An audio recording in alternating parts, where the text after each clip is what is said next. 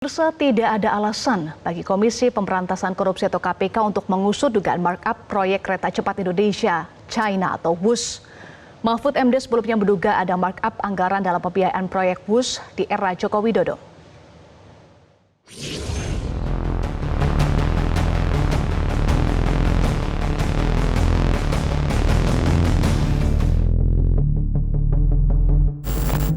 Komisi Pemberantasan Korupsi KPK memastikan tak cuma menunggu informasi dari mantan Menko Polhukam Mahfud MD terkait dugaan markup proyek kereta cepat Indonesia China atau WUS. PLT Deputi Penindakan dan Eksekusi KPK Asep Guntur Rahayu menegaskan pihaknya tengah mencari informasi dari masyarakat dan bukti terkait dugaan markup tersebut. Kami tidak menunggu, kami tentunya mencari juga informasi. Nah, tapi seperti sering saya sampaikan kepada rekan-rekan jurnalis juga, kepada masyarakat yang memiliki informasi terkait dengan hal tersebut, silahkan untuk disampaikan kepada kami untuk mempermudah dan mempercepat. Tentunya kita tidak menunggu. Kalau kita mengetahui terjadi tindak pidana korupsi dimanapun, ada kewajiban bagi kami untuk melakukan tadi pengumpulan informasi terkait dengan hal tersebut. Ya. Sebelumnya, mantan Menko Polhukam Mahfud MD merasa aneh karena KPK memintanya membuat laporan dugaan markup proyek kereta cepat. Menurut Mahfud, aparat penegak hukum termasuk KPK seharusnya bisa langsung bergerak tanpa harus menunggu laporan formal. Hal ini dikarenakan Mahfud menduga ada markup anggaran beberapa kali lipat dalam pembiayaan proyek kereta cepat Indonesia China atau WUS di era pemerintahan Joko Widodo. Dugaan ini harus diselidiki lebih jauh untuk mendeteksi kemana uang dilarikan dan dinikmati siapa saja.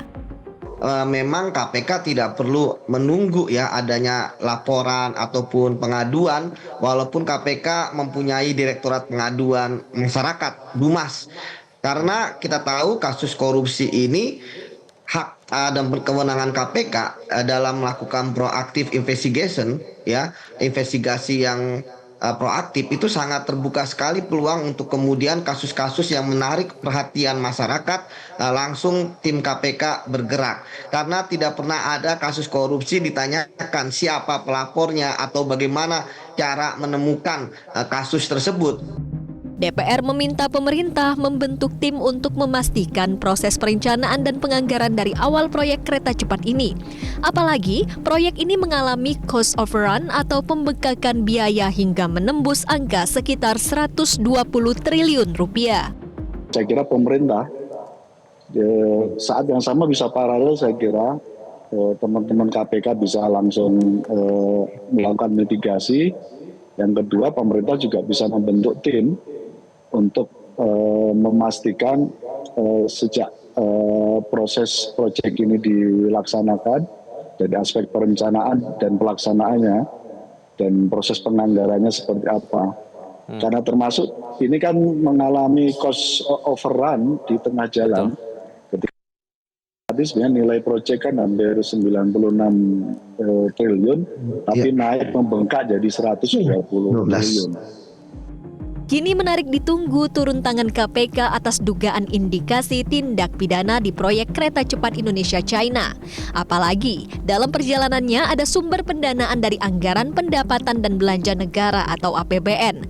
Maka penegak hukum memiliki dasar yang kuat untuk melakukan penindakan. Tim Liputan Metro TV.